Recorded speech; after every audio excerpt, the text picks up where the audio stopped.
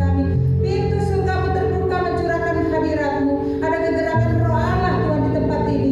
Ibadah kami menjadi ibadah hidup yang menyenangkan hati Tuhan. Terima kasih Bapa, kami percaya Tuhan bahwa kuasa-Mu melimpah-limpah atas kami. Kami buka ibadah ini dalam nama Bapa, Putra dan Roh Kudus, dalam nama Tuhan Yesus Kristus. Haleluya.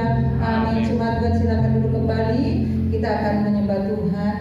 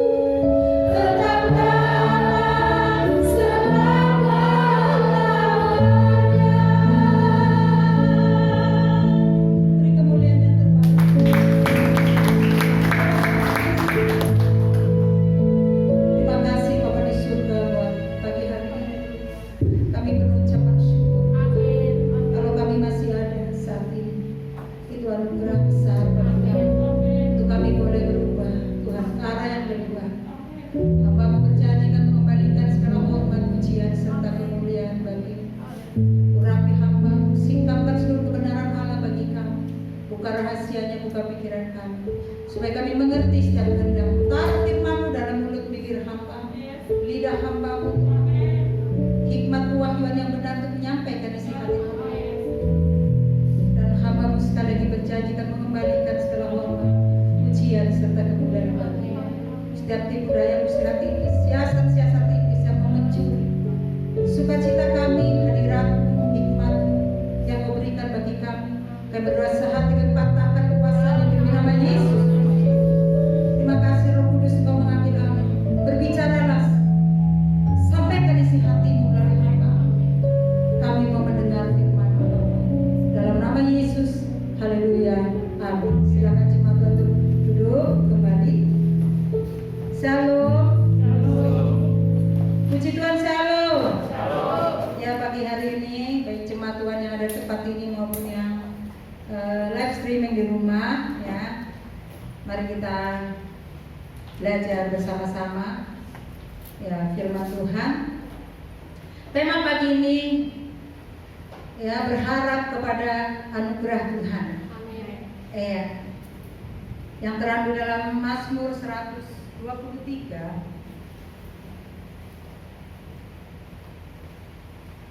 Ya.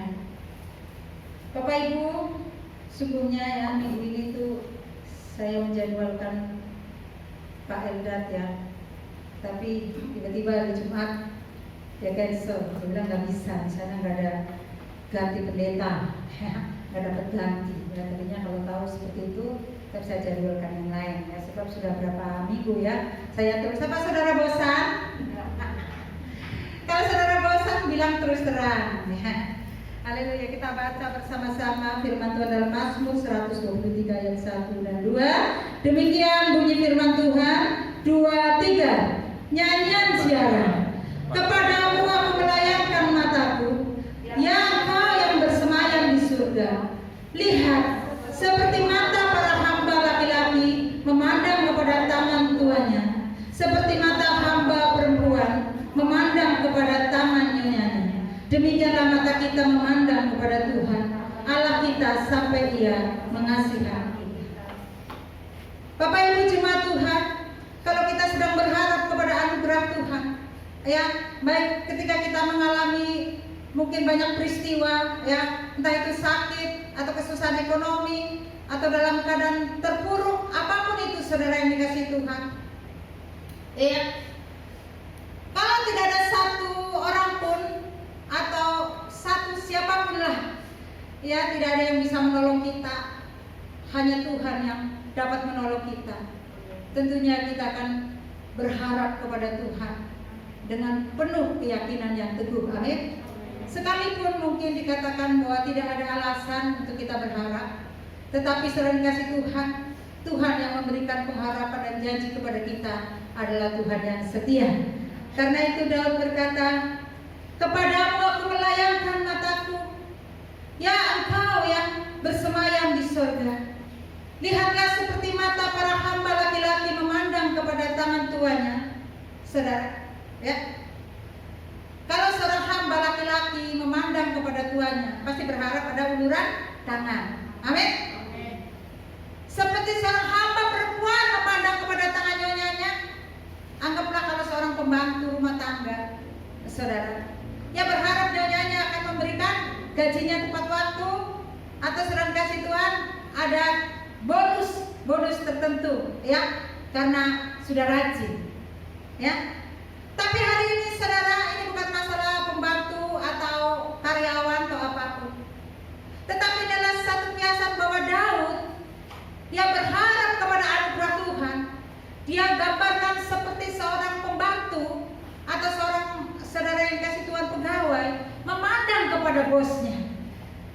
Bapak Ibu saudara sekalian dikasih Tuhan, mari kita belajar saat ini. Mungkin kita sedang berharap anugerah Tuhan, kesembuhan, ekonomi kita dibangkitkan, ya, tubuh kita yang sakit disembuhkan, ya, mungkin sakitnya tidak ada lagi, sedang dikasih Tuhan obat yang dapat menyembuhkan. Satu-satunya cara adalah kita berharap kepada anugerah Tuhan. Ya, satu hari, ya, waktu berapa tahun yang lalu, saya sedang parah-parahnya waktu itu proses Tuhan sakit, saudara. Saya memimpin doa pelayan di sini. Hati saya tuh tidak damai sejahtera sama sekali. Saya berkata, Tuhan, tolong berikan saya anugerah. Ya, anugerah Tuhan. Lalu saya mendengar suara Tuhan cukup keras. Sudah terlalu besar anugerah bagi kamu. Saudara kasih Tuhan, saya tidak berani lagi berkata yang mana Tuhan, yang mana. Tetapi kalau Tuhan berkata bahwa anugerahnya sudah terlalu besar, berarti itu cukup bagiku. Amin. Kita lihat saudara seorang hamba Tuhan, Joyce Meyer.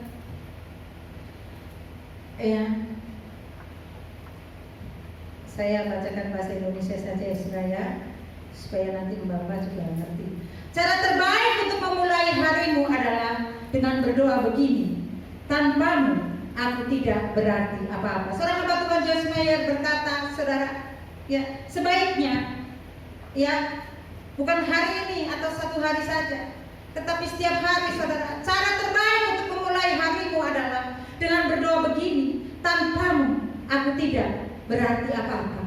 Without you, I'm nothing. Tidak berarti apa-apa tanpa Tuhan. Kalau kita sadar bahwa tidak berarti apa-apa tanpa Tuhan, berarti kita harus mengarahkan seluruh saudara yang dikasih Tuhan, harapan kita kepada Tuhan. Karena hanya satu-satunya Tuhan yang bisa menjawab segala pergumulan. Satu-satunya hanya Tuhan yang bisa saudara melepaskan kita dari segala jerat. Kalau dari kita, Daud berkata jerat penangkap burung. Karena itu saudara yang dikasih Tuhan, dengan menyadari keterbatasan kita sebagai manusia, itu akan membuat kita selalu berharap kepada anugerah Tuhan. Orang yang tidak pernah berharap kepada anugerah Tuhan adalah orang yang sombong, yang selalu merasa bahwa dia bisa tanpa orang lain, dia bisa tanpa Tuhan. Saya menyadari betul Bapak Ibu saudara sekalian kasih Tuhan, jiwa Tuhan.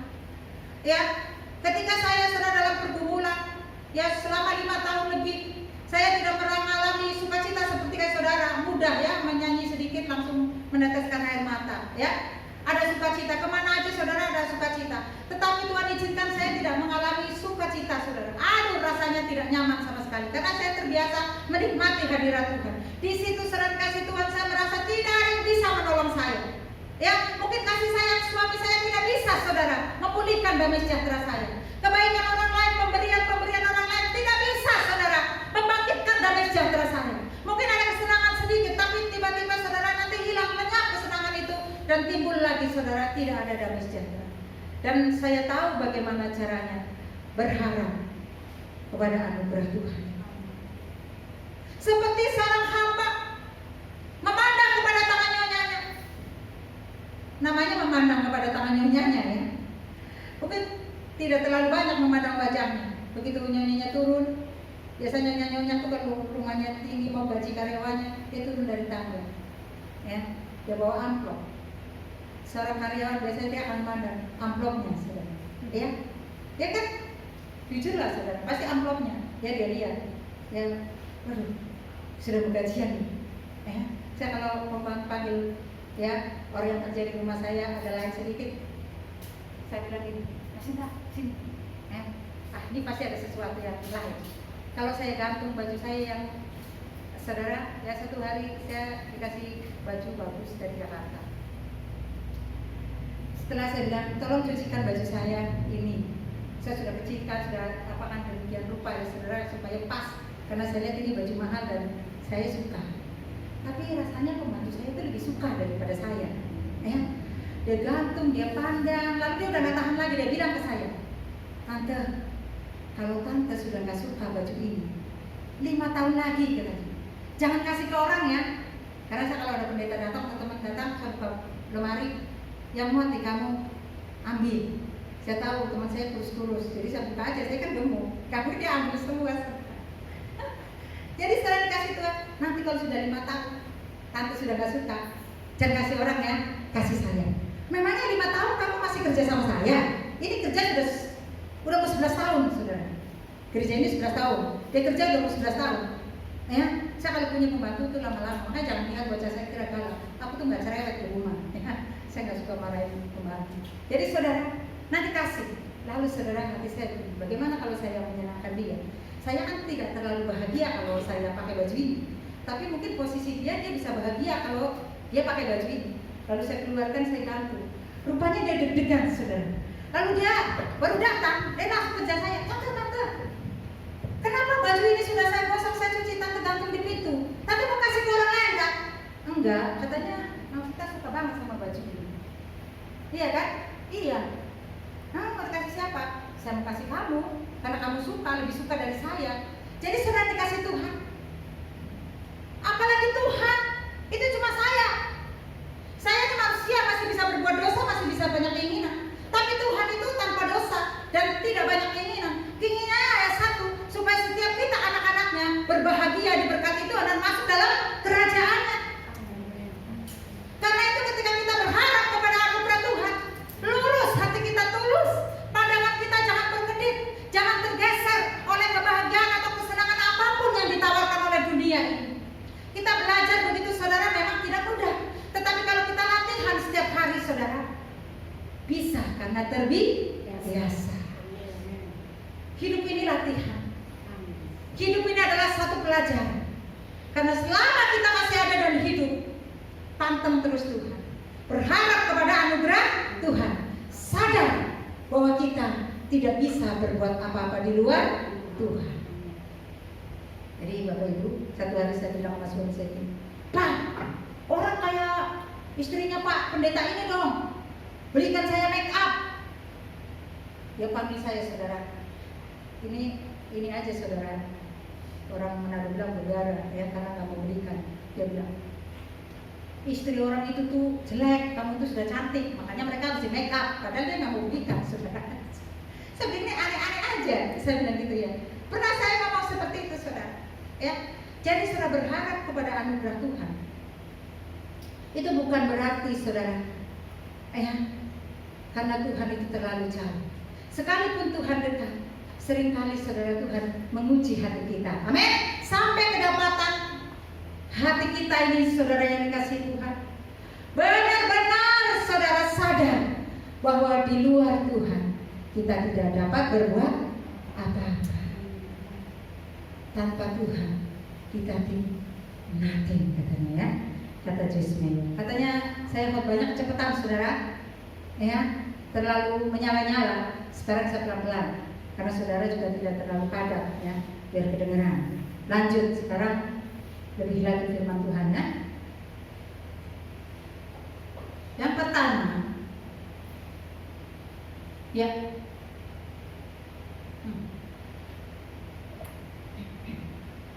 tidak berharap anugerah manusia. Seberapa banyak saudara yang dikasih Tuhan, orang Kristen kecewa, pendeta kecewa, karena mereka berharap kepada anugerah manusia, pemberian manusia. Saudara dikasih Tuhan, kita baca dalam Yeremia 17. Yeremia pasal 17.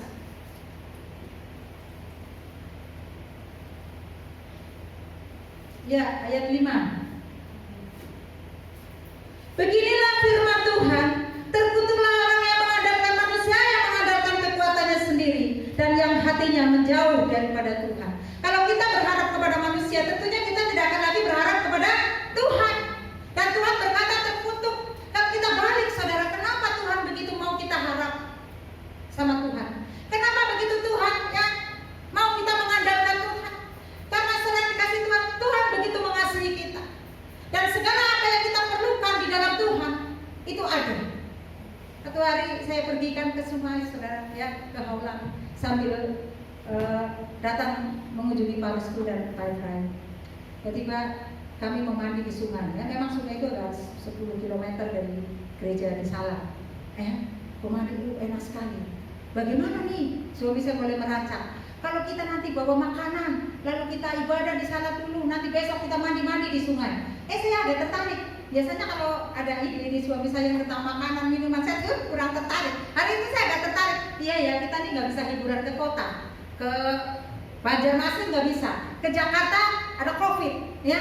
Jadi nggak bisa. Lebih baik kita ke gunung, ya. Kita relax di sana. Jadi saya dikasih Tuhan. Saya bilang, Tuhan, doanya sekali aja nggak berkali-kali. Tuhan, kalau Tuhan kehendaki kami mau pergi ke sana, ke sungai, rame-rame dengan pelayan Tuhan. Tuhan berkati ya, aku mintanya gak banyak Tuhan, 5 juta saja. Cukup kan 5 juta, cukup gak Pak Tiap? Cukup ya, paling yang penting kan gak terlalu banyak orang. Tuhan kasih loh sudah. Waktu kasih, saya itu kalau dapat berkat Tuhan memang suka cita, tapi ada kesedihannya juga. Karena kalau saya minta uang, gak usah minta, baru orang dia bilang berhenti di hati aja, Tuhan sudah kasih. Tapi kalau saya minta sukacita, saya minta dipulihkan sampai saya tiarap, kayaknya Tuhan itu bukan pelit, tapi mungkin belum waktunya saudara. Susah sekali Tuhan. Lihat, ternyata saudara sudah dapat hikmat untuk menghadapkan segala materi itu jauh lebih mudah daripada meminta roh Tuhan. Amin. Tuhan memberikan kita kekayaan, Tuhan berikan kita kelimpahan, Tuhan berikan kita kecantikan, Tuhan berikan kita ketampanan. Tuhan tidak pernah meminta kembali itu daripada saudara dan saya. Tetapi ketika Tuhan berkata, Rohku, Roh Allah yang ada pada kita, diingininya dengan cemburu. Karena itu rohnya. Jadi Bapak Ibu saudara sekalian yang dikasih Tuhan, Yesaya 2 ayat 22 berkata, jangan berharap kepada manusia, sebab ia tidak lebih daripada embusan napas ya, dan sebagai apakah ia dapat dianggap. Jadi manusia begitu. Satu hari ketika saya mau bersaksi nih saudara, Tuhan manggil saya untuk saya turun buka gereja itu. Jadi saya merintis pelan-pelan melalui persekutuan doa. Ya dulu ada Mama Ramba, dulu ada teman saya ya, orang di sini juga. Kemudian setelah dikasih Tuhan, orang ini meminta buka gereja. Udah buka gereja. Tapi saya sebenarnya bukan gak mau buka gereja, tapi sudah ada banyak gereja. Kalau di kota banyak orang mau, pendeta mau, tapi kalau di gunung sedikit orang yang mau ke pedalaman. Tapi saya sama suami saya itu mau, ya. Dan Tuhan berikan memang satu penglihatan sama saya. Dan teman-teman kita ini, ayolah buka gereja aja, termasuk Mama Ramlan. Ayo buka gereja aja, buka gereja, ya, buka gereja. Lalu saya ini nggak mau saudara dikasih Tuhan. Tapi kami punya persekutuan, ya udahlah untuk menjawab kerinduan kamu ingin ada gereja, baik kita bikin satu persekutuan. Jadi kita tanpa motivasi yang bengkok ya, kita cuma berdoa ya, kira-kira setahun setengah. Tapi saudara kasih Tuhan, ya, satu teman saya itu senang sekali dia memberkati saya saudara. Ya kadang-kadang saudara paksa-paksa ya, kasih uang paksa-paksa saudara, kasih perhiasan. Janganlah saya bilang itu ya, saya nggak suka pakai perhiasan juga. Ya, waktu itu saya nggak ada HP. Jadi ibu-ibu di Batu Licin kalau cari saya, telepon suami saya. Ya, dulu suami saya masih disuruh lah sama kakaknya untuk jaga kafe di tambangnya ya. Jadi saudara, kamu ini punya HP, saya belikan HP 500.000 katanya gitu. Ibu-ibu pada telepon saya semua nyari kamu katanya gitu. Nanti kalau telepon suami saya baru sampaikan ke saya. Saya nggak mau, udahlah, kayaknya nggak mau HP. Udahlah nanti kalau ada yang cari kan sama papi aja saya bilang gitu. Tapi saudara dikasih Tuhan, ya. Kemudian saya diantar 2 HP satu pasang ke rumah. Diantar uang sekian juta, diantar terus saudara yang dikasih Tuhan. Satu hari saya sampai nggak enak gitu kan ya. Dan ketika saudara dikasih Tuhan, tidak mau buka gereja, mungkin ada harapan-harapan dia yang tidak sesuai. Mungkin saya tidak sempurna menurut pandangannya, lalu dia kecewa. Dan itu menjadi pelajaran yang sangat berharga buat saya, bahwa saya tidak mudah berharap kepada manusia atau percaya, apalagi saya mau menyandarkan hidup saya kepada manusia. Saya yakin bahwa pengalaman saya ini sama juga bisa terjadi dalam hidup saudara. Ketika kita menjadi seorang hamba Tuhan, pelayan Tuhan, hati-hati. Ya, dikatakan bila besar nafsumu, taruh pisau di lehermu. Amin. Iya. Jadi saudara yang dikasih Tuhan, jangan berharap kepada manusia, berharap. Ya, di sini saudara ada 3 hal yang saya mau bagikan kepada saudara. Ya, tidak berharap kepada kebaikan manusia. Ya, karena Mazmur 131 ayat 3 berkata, berharaplah kepada Tuhan. Mazmur 130 berkata, berharaplah kepada Tuhan, hai Israel, diganti hai orang Kristen. Berharaplah kepada Tuhan, karena Tuhan banyak kali melakukan pembebasan dalam hidup kita. Ya, satu hari ya dulu almarhum mamanya teman saya Civivi. Saudara dikasih Tuhan jual berlian. Begitu jual berlian, saudara dikasih Tuhan, ya, kemudian diajaklah dia buka konveksi, apa tuh, bikin pakaian ya. Kemudian dia ditipu, saudara dikasih Tuhan sama orang. Ya, tiba-tiba dia punya utang lumayan, sedangkan dia hanya rumah tangga yang kerja itu, saudara.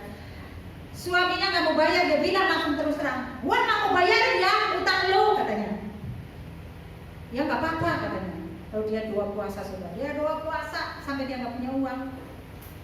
Dia pinjam uang sama pembantunya katanya untuk beli beras, saudara. Dia puasa terus, dia doa puasa, tiba-tiba ada seseorang yang Mer, namanya Tante Mer, "Kamu mau nggak jualin berlian gue?" katanya.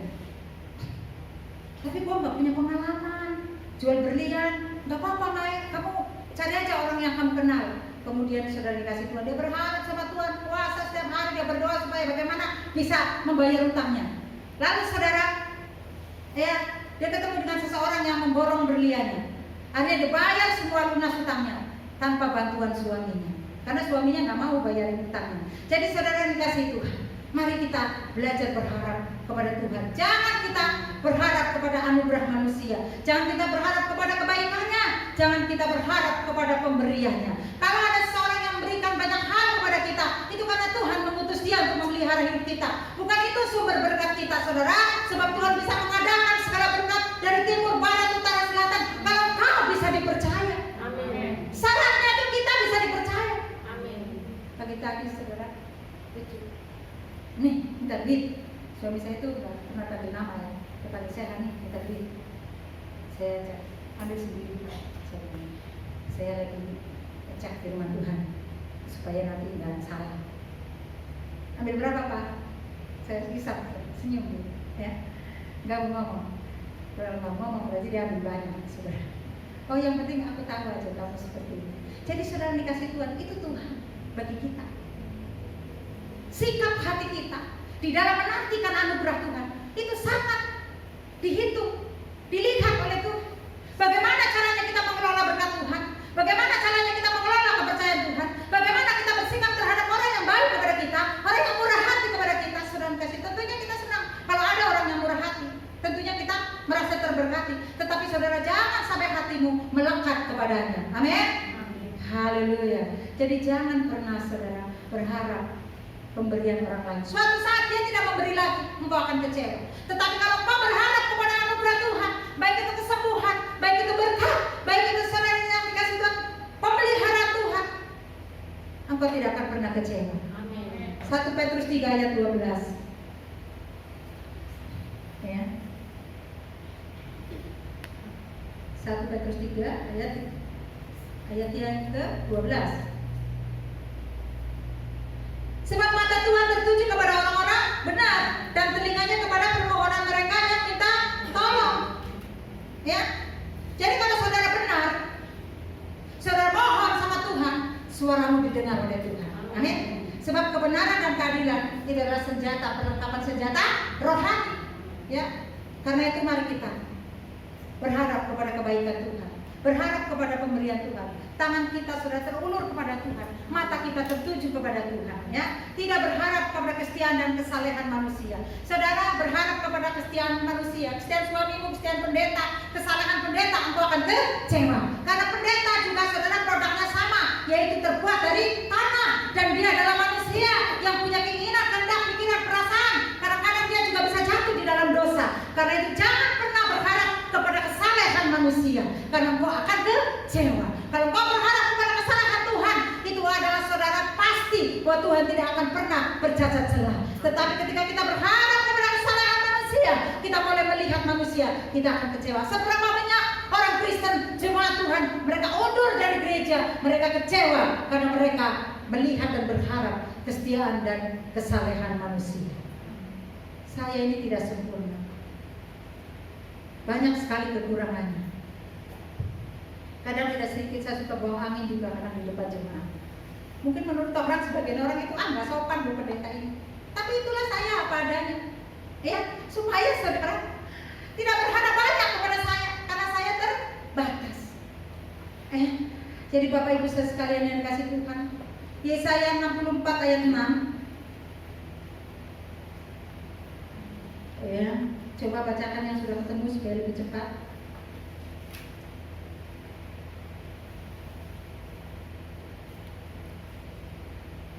Ya. Demikianlah kami sekalian seperti seorang najis dan segala kesalehan kami seperti kain kotor. Kami sekalian menjadi layu seperti daun dan kami lenyap oleh kejahatan kami seperti daun dilenyapkan oleh angin. Kesalehan kita seperti kain kotor yang butuh dicuci oleh kuasa darah anak domba Allah. Seorang hamba Tuhan bernama John Wesley, saudara, diberi penglihatan oleh Tuhan. Dia dibawa naik ke surga. Lalu saudara dikasih Tuhan. Dia bertanya kepada Tuhan, Tuhan, di sini adalah orang gereja Katolik? Nggak ada. Di sini ada nggak Tuhan orang gereja, semua merek gereja ya disebutkan? Nggak ada. Lalu siapa Tuhan? Semua orang yang menyembah ini yang berlaksa-laksa banyaknya. Mereka adalah orang-orang yang jubahnya telah dibasuh oleh darah anak domba Allah. Amin. Seringkali saudara kita terlalu fanatik terhadap organisasi gereja. Sebenarnya itu tidak pernah menyelamatkan sama sekali. Bahkan ada banyak gereja yang menghambat pertobatan orang lain. Ada banyak organisasi yang menghambat kasih bagi orang lain. Hanya berbeda organisasi saling menjelekan. Berbeda saudara yang kasih gereja saling menunjukkan. Sebab firman Tuhan yang dalam 1 Petrus 3 ayat 12 tadi. Tapi Tuhan membenci orang yang congkak. Saya pesan kepada saudara, kalau suatu hari saudara punya gereja yang megah, gereja yang luar biasa, kayak gereja di Linden Betani, saya pesan kepada saudara, jangan sombong. Amin. Dinding-dinding gereja tidak akan pernah membawa saudara ke surga. Tapi saudara, ketika saudara mau hidup saudara diproses, dibentuk oleh Tuhan, pakaian saudara itu berbicara tentang karakter, dipasuh dengan darah anak domba Allah, maka kau akan naik ke surga bersama Allah Bapa kita. Amin. Yang menjamin keselamatan kita. Saudara, saya tidak mau menjadi gereja yang menjanjikan kesenangan dunia kepada saudara. Saya pesan-pesan kepada para koordinator, jangan pernah menjanjikan kalau kamu ke gereja GB Iglesia diberkati, kalau kamu ke gereja GB Iglesia nanti tidak melayani. Ya, tapi katakan kalau kamu ke gereja GB Iglesia, kamu dipulihkan Tuhan, kamu diselamatkan. Saya kasih Tuhan, jangan menjanjikan janji-janji yang tidak pasti, tapi janji keselamatan itu pasti. Amin. Iya. Jika kita berharap ketiga hal ini dari manusia, kita akan kecewa. Yang terakhir ya, fokus. Ya, tertuju kepada Tuhan. Ya, ini enak memang besar. Ya, jadi kita fokus, ya, tertuju kepada Tuhan. Pengharapan kita. Wanita pendarahan 12 tahun. Apa yang dilakukan oleh wanita pendarahan 12 tahun, saudara? Ketika orang banyak mengkerumuni Tuhan Yesus, Tuhan Yesus lagi jalan, orang banyak kejar kerumuni dia. Satu yang dia bawa dari rumah, saya mendengar bahwa Yesus, anak Daud, dia sanggup menyembuhkan. Karena itu dia, saudara, dikasih Tuhan fokus bagaimana dia bisa menyentuh Yesus. Tidak muluk-muluk, gak usah kulitnya Tuhan Yesus, ujung jubahnya saja, saudara. Karena orang Israel itu ada jubahnya, ada kayak ujungnya gitu ya. Itunya saja disentuh, pasti saya akan sembuh. Itu mindset dan pola pikir dia berangkat dari rumah. Ya. Kita kalau baca ayatnya kelamaan, ya, tapi baca aja ya, saudara. Bahasa saya agak cepat nanti. Ya, Lukas 8 ayat 43 sampai 48. Coba bacakan yang cepat. Ya saudara, bantu saya supaya lebih cepat. Lukas pasal 8 ayat 43. Ya lama jadi saya aja. Adalah seorang perempuan yang sudah 12 tahun menderita pendarahan dan yang tidak berhasil disembuhkan oleh siapapun. Dengar baik. Ia maju mendekati Yesus dari belakang dan menjamah jubahnya, dan seketika itu juga berhentilah pendarahannya. Lalu kata Yesus, siapa yang menjamah aku? Dan karena tidak ada yang mengakuinya, berkatalah Petrus, Guru, orang banyak mengerumuni dan mendesak engkau. Tetapi Yesus berkata, ada seorang yang menjamah Ketika perempuan itu melihat bahwa perbuatannya itu ketahuan, ia datang dengan gemetar tersungkur di depannya dan menceritakan kepada orang banyak apa sebabnya ia menjamah dia, dan bahwa ia seketika itu juga menjadi sembuh. Maka kata Yesus kepada perempuan itu, "Hai anakku, imanmu telah menyelamatkan kau, pergilah dengan selamat."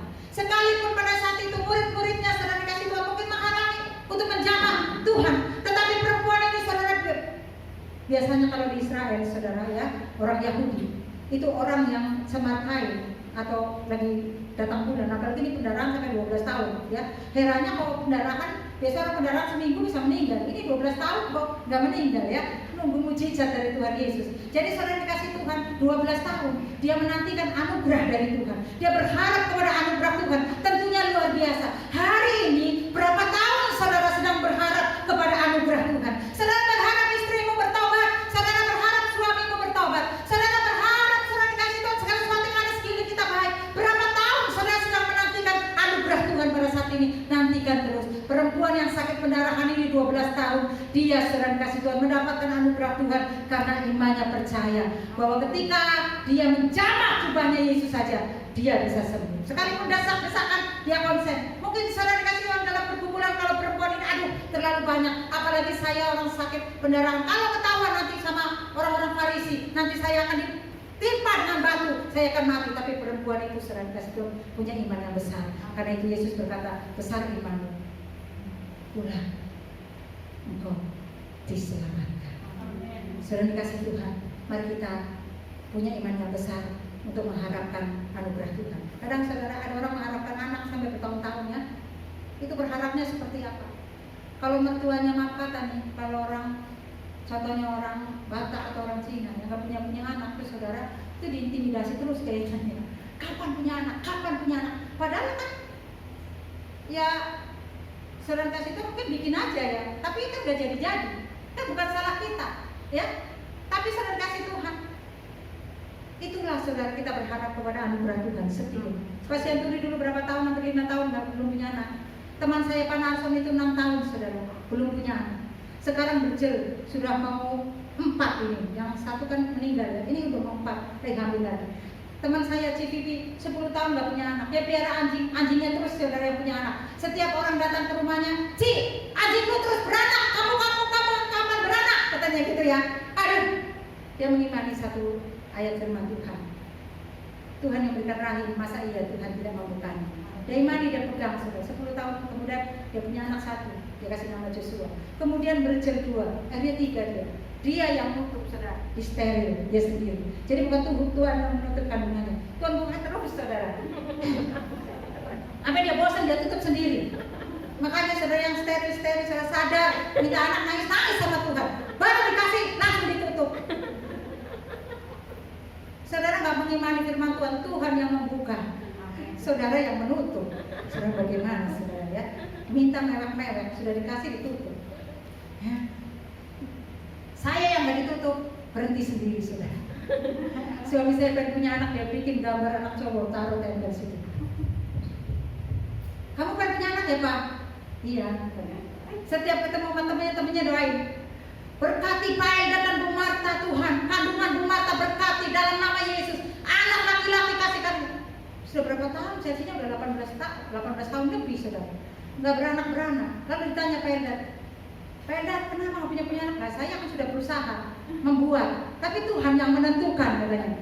Saudara, ada banyak juga hamba-hamba Tuhan yang pakai Tuhan, anak 1 nggak apa-apa. Kan ada banyak anak sekolah minggu saudara. Ya, kalau kita kasihi dengan tulus, dia juga mengasihi kita. Ya saudara kasih Tuhan. Lanjut ya. Bartimeus, si buta dari Yeriko, bukan si buta dari buah hantu. Nanti saudara salah ya. Bartimeus si buta dari Yeriko. Ya saya ceritakan aja supaya nggak terlalu panjang. Saudara tahu kan firman Tuhannya. Saudara ketika Yesus akan lewat di Yeriko, saudara, ya dia lewat. Lalu si Bartimeus ini saudara, dia sedang mengemis duduk di pinggir jalan. Dia dengar ribut-ribut, orang kan ada orang hebat seperti ada presiden kan, ada orang-orang hebat ya tentunya. Kita aja datang benihin dulu saudara, kita tengah malam pun pergi ikut ibadah, pokoknya rame gitu. Saudara, ini datang Yesus. Lalu Bartimeus dia langsung bangkit. Dia tenggelamkan saudara. Ya, jubahnya dia teriak, Yesus anak Daud, kasihanilah aku. Yesus anak Daud, kasihanilah aku. Lalu murid-murid, hei, ngapain kamu mengemis? Ya, sudah kamu bau. Jangan dekat-dekat sama guru. Itu kan biasa ajudannya begitu ya. Ajudannya itu kalau saudara ada presiden kan ajudannya itu wah gitu ya. Kalau bisa ajudannya kan biasa lebih tinggi dia daripada presidennya. Terus kalau ditembak saudara nggak kena ajudannya kan saudara. Jadi saudara dikasih Tuhan, tetapi dia fokus saudara. Harapannya tertuju kepada anugerah Tuhan. Dia terus berteriak, tidak peduli dengan halangan orang yang menghalangi dia. Dia terus berteriak, Yesus anak Daud, kasihanilah aku. Sampai Tuhan mendengar. Ketika Tuhan mendengar, melihat Bartimeus ini gigih saudara, dia terus memanggil nama Yesus. Dia percaya. Dia berkata, berhenti. Lalu murid-murid berkata, kuatkan hatimu, dia memanggil engkau. Kalau Tuhan memanggil kita, berarti ada sesuatu yang akan dia berikan. Amin. Ya saudara, ya, kalau pendeta panggil saudara pasti ada sesuatu. Kalau nggak mau dimarahin, ditegur, dinasehatin, pasti dikasih tugas saudara. Ya, apalagi Tuhan, dia memanggil saudara Bartimeus. Apa yang kau kehendaki? Waduh, kalau saudara berjumpa dengan Tuhan, tiba-tiba Tuhan berkata, apa yang kamu kehendaki dari saya Mama Ramla? Pikirannya mungkin melayang nih. Wih, Tuhan, rumahku masih nyicil, mobilku Tuhan, ya, mungkin pikiran bisa aja melayang. Tapi kalau ada hadirat Tuhan sih nggak gitu ya. Saya tahu Mama Ramla tuh nggak marah kalau ditaruh buat ilustrasi. Saudara, tapi saya kagum, salut dengan Bartimeus. Dia fokus kepada kebutuhannya yang primer, yaitu dapat melihat. Amin.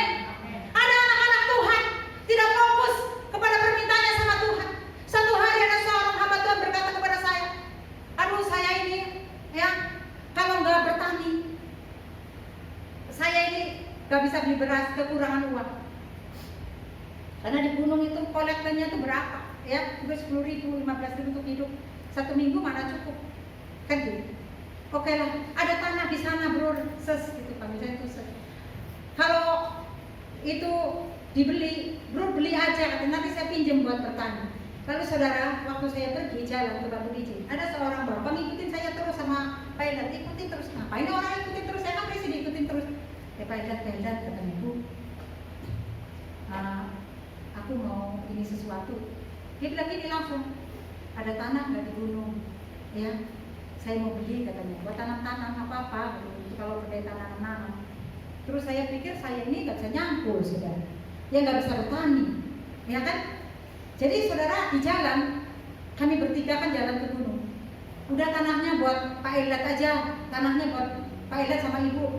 Ngomong terus begitu, Pak, maaf kok saya nggak butuh tanah, saya nggak bisa nyangkul, saya nggak bisa bertani. Kalau Bapak mau, berikan saja sama teman saya lagi butuh tanah, gitu. Lalu saudara ketika datang ke rumahnya, saya bawa ke rumah pendeta itu, lihat tanahnya.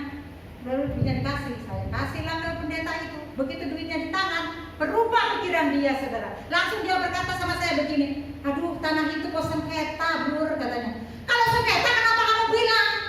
Itu dibeli katanya kamu mau bertani. Akhirnya sudah benar-benar duitnya tidak diberikan tanah. Jadi saudara yang kasih, ada banyak anak Tuhan tidak diberkati karena tidak fokus kepada Tuhan. Tidak fokus, ingkar janji. Ya, sering terjadi terhadap doanya kepada Tuhan saudara. Kita butuh apa? Itu yang kita butuh, yang kita minta, maka akan dijawab oleh Tuhan. Saya sekarang belajar butuh aja. Kalau nggak butuh saya nggak minta. Ya, saya minta, kalau saya minta cepet banget saudara Tuhan berikan, karena Tuhan tahu yang saya minta itu butuh untuk pelayanan, untuk pekerjaan Tuhan. Kalau saya minta untuk Tuhan, saya minta uang buat operasi, ya, kecantikan. Saya mau pergi Tuhan ke dokter estetika, saya yakin Tuhan nggak jawab doa saya. Tapi kalau kita minta seperti kayak Bartimeus, dia fokus mintanya supaya saya dapat melihat. Ya, lalu terjadilah sesuai dengan iman. Karena itu fokuslah kita minta ya.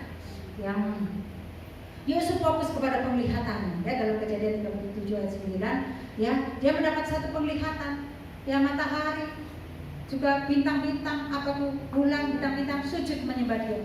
Masa kata bapaknya, saya sama kakak-kakak kamu sujud menyembah berlimpah, dia pegang mimpinya itu.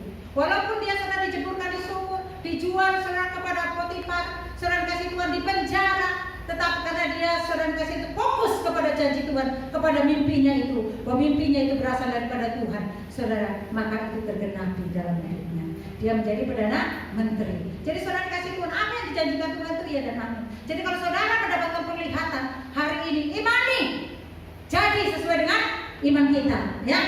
Abraham, saudara, dia fokus kepada janji Tuhan. Sekalipun dikatakan tidak ada alasan untuk Abraham berharap, istrinya sudah mati pucuk, sudah tidak haid lagi, Abraham sudah 100 tahun, sudah kakek-kakek. Tuhan ini bercanda, nenek-nenek sama kakek-kakek, masa suruh punya bayi? Sarah masa melahirkan, dia nenek-nenek, sudah tidak ada tanggulan lagi, saudara, sudah menopause. Secara mungkin medis, kalau sudah menopause sudah tidak bisa melahirkan lagi. Tetapi Tuhan, adakah yang mustahil bagi Tuhan dan bagi orang yang percaya? Kalau ini saudara iman, apa yang saudara rindukan hari ini itu akan terjadi. Dalam Roma 4 ayat 18, nanti saudara baca, ya. Yakobus 1 ayat 17. Setiap pemberian yang baik dan setiap anugerah yang sempurna datangnya dari atas, diturunkan dari Bapa segala terang. Padanya tidak ada perubahan atau bayangan karena pertukaran. Pengharapanmu kepada Tuhan tidak akan tertukar dengan pengharapan orang lain. Amin. Pengharapan Dr. Eko tidak akan tertukar dengan pengharapan pasien dulu. Pengharapan Mama Rana tidak akan tertukar dengan pengharapan Yohanes. Begitupun pengharapan saya tidak akan tertukar dengan pengharapan Pak Iktiar. Karena Tuhan tahu apa yang terkandung dalam pengharapan kita. Hasrat apa yang sedang kita miliki saat ini. Ketika kita percaya kepada Tuhan, maka hasrat hati kita akan dijawab oleh Tuhan. Harapan-harapan kita tidak akan pernah mengecewakan. Karena Tuhan yang memberikan pengharapan adalah Allah yang setia. Tuhan tidak, saudara yang kasih Tuhan minum stok atau tidak punya stok. Tuhan punya segala stok apa yang kita harapkan. Saudara yang dikasih Tuhan, mari kita belajar. Seperti dalam Ratapan 3 ayat 21 berkata, tetapi hal inilah yang kuperhatikan. Oleh sebab itu aku akan berharap. Mari kita tutup firman Tuhan. Saudara yang dikasih Tuhan, mari kita menyembah Tuhan sejenak. Haleluya. Terima kasih Tuhan. Kami bersyukur kepadamu buat kasih setia dan anugerah-Mu yang luar biasa hebat bagi kami. Terima kasih Bapa di surga. Mari kita bangkit berdiri, saudara yang kasih Tuhan. Haleluya Yesus. Kami bersyukur kepadamu Tuhan buat pagi hari ini. Menjelang siang Tuhan sudah berkati dengan firman. Hamba-Mu mengembalikan segala hormat, pujian, kemuliaan hanya bagi Tuhan Yesus. Terima kasih karena Bapak. Mari kita menyembah Tuhan, berharap kepada anugerah Tuhan, mencurahkan hadirat-Nya mengurapi saudara dan saya. Terima kasih. Kita katakan saat ini, ku berhadapan dengan. Mari kita nyanyikan.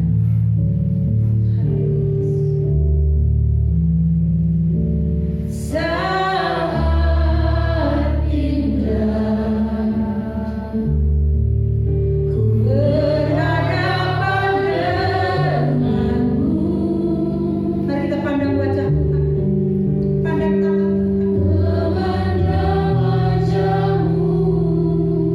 Yesus tetap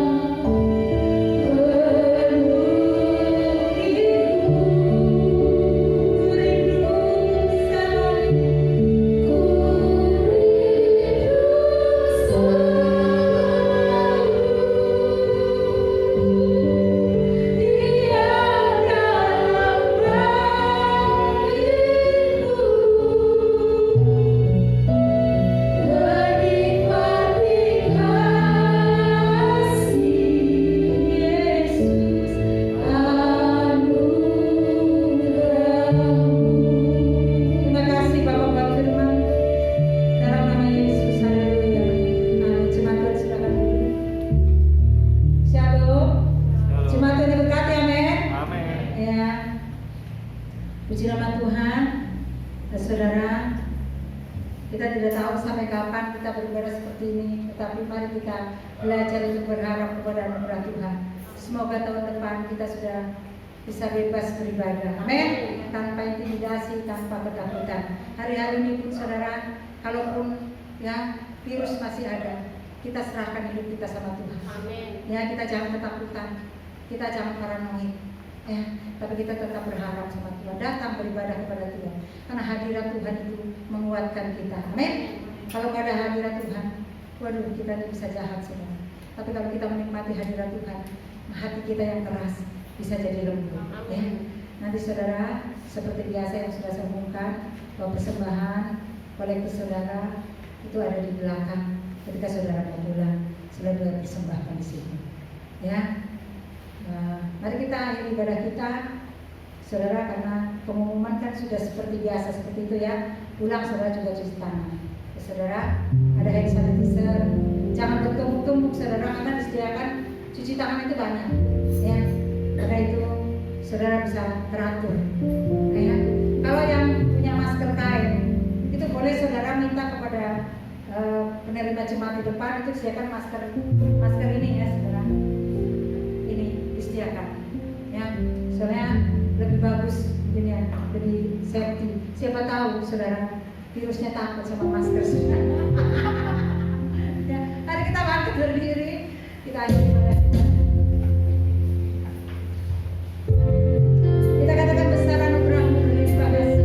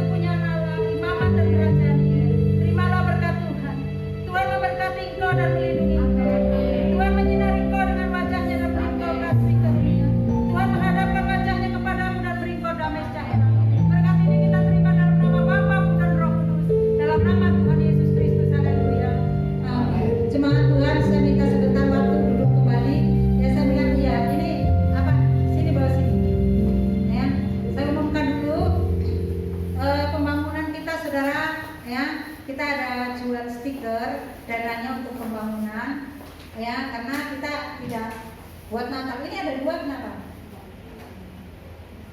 Iya ya. Jadi saudara harganya berapa? 50.000? Iya. Jadi saudara dengan saudara yang beli ini 50.000, saudara sedang membangun rumah Tuhan yang sedang dibangun di belakang. Amin. Karena kita tidak mengumpulkan dana untuk Natal, ya saudara beli sebanyak-banyaknya ya saudara, supaya gereja kita cepat jadi ya. Kemarin ada dana sedikit saya juga berikan ke pembangunan untuk kita nanti beli apa tuh angin-anginnya ya. Jadi saudara, ini bisa dibeli di ketua pembangunan di belakang. Selamat hari Minggu, Tuhan Yesus memberkati.